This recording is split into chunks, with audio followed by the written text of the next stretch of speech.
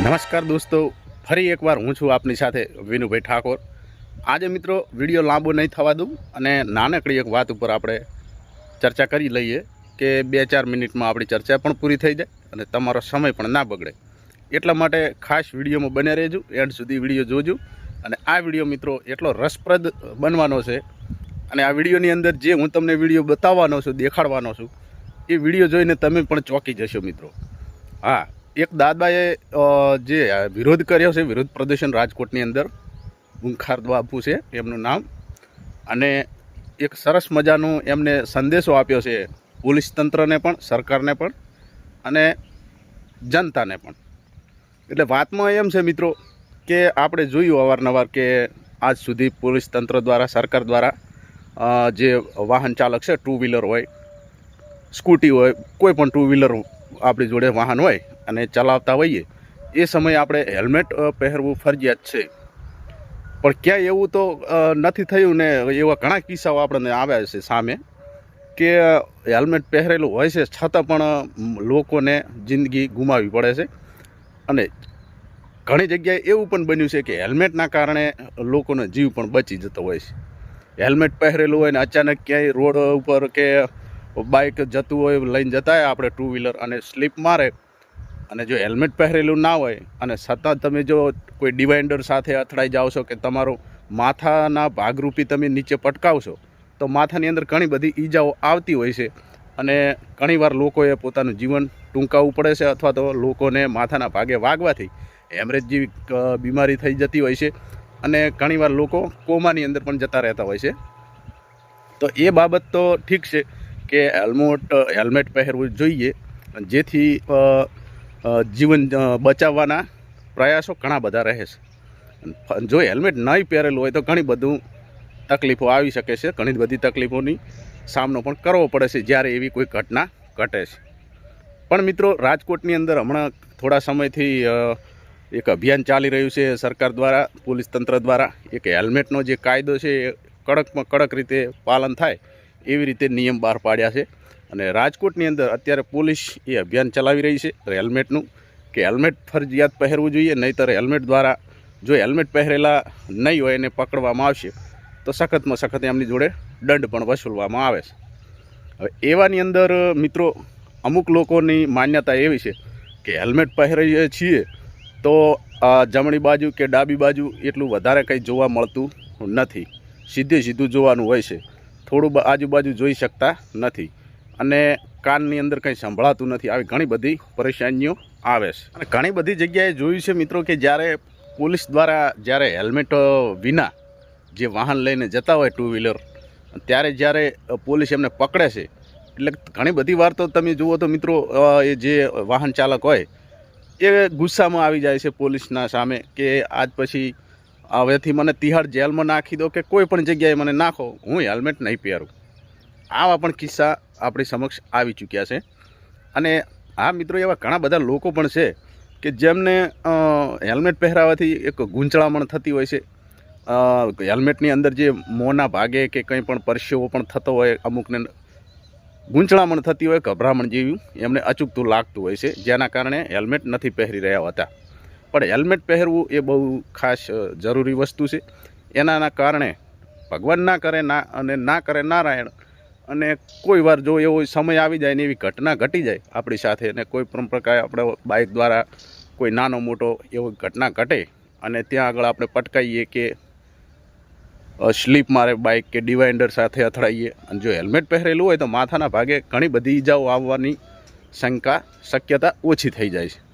અને જો હેલ્મેટ પહેરેલું હોય તો એમ કે માથાનો ભાગનો બચાવ કરી શકાય। મિત્રો, જો શરીરના ભાગે કોઈ પણ જગ્યાએ નાનો મોટો ઘા થાય, વાગે, હાથ તૂટે, પગ તૂટે, તો પણ એને એકદમથી ટૂંક જ સમયની અંદર એના ઉપર આપણે કાબુ મેળવી લઈ શકીએ, એની સારવાર કરવી અને એને યોગ્ય રીતે બંધબેસતું થઈ જાય અને સાજા નરવા થઈ જઈએ છીએ।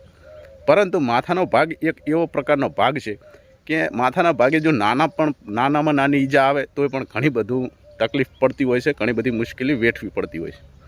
માથાનો ભાગ જ મિત્રો એવો છે, કારણ કે આખા આપણા શરીરના કોઈ પણ અવયવો, યંત્રો, હાથ, પગ, આંખ, નાક, કાન, એ તમામે તમામ મિત્રો એનો કાબુ, એનો કંટ્રોલ એ માથાના ભાગમાં. હવે જે લોકોને મિત્રો હેલ્મેટથી સખ્ત નફરત છે, તો એવાની અંદર રાજકોટથી એક વિડીયો આપણી સમક્ષ આવ્યો છે મિત્રો, કે જેને હેલ્મેટ ના પહેરવું હોય તો એ આ પ્રકારની યુક્તિ કરી શકે છે. થોડું અજુગતું તો દેખાય છે, પણ એવું કરી શકે છે. અને હા મિત્રો, એવું એક દાદાજીએ કરીને જ બતાવ્યું છે, એક બાપુજી છે. તો એ શું કહી રહ્યા છે અને એમને શું કેવા પ્રકારની જે હેલ્મેટ જેને પહેરવું ગમતું જ નથી એને શું કરવું જોઈએ, તો આવો આપણે જોઈએ, આ દાદાજીની વાતને સાંભળીએ અને એમનો વિડીયો જોઈએ. આમાં શું સેફટી તમને લાગે છે? આમાં સેફટી લાગે. આમાં ડાબી બાજુ દેખાય છે, જમણી બાજુ દેખાય છે, આમાં હવા મગજમાં જાય છે. હેલ્મેટથી શું નુકસાની? હેલ્મેટ થી ઈ જ મોટી નુકસાની. હેલ્મેટ થી મોટી ઈ જ નુકસાની છે ને, કે નથી જમણી બાજુ દેખાતું, નથી ડાબી બાજુ દેખાતું, નથી મગજમાં હવા જડતી. 80% લોકો હેલ્મેટ પહેરે છે ને તમે તપેલી પહેરી નીકળ્યા. નહીં, તમારી ખોટી વાત છે. મેં 15% હેલ્મેટ પહેરતા માણસોને રાજકોટમાં જોયા છે. અત્યારે 85% હેલ્મેટ વગરના માણસો છે.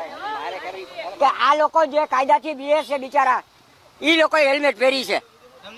કડક કાયદો છે, દંડ કરશે, જેલમાં મોકલશે, જશો? અમે બધે જવા તૈયાર છે.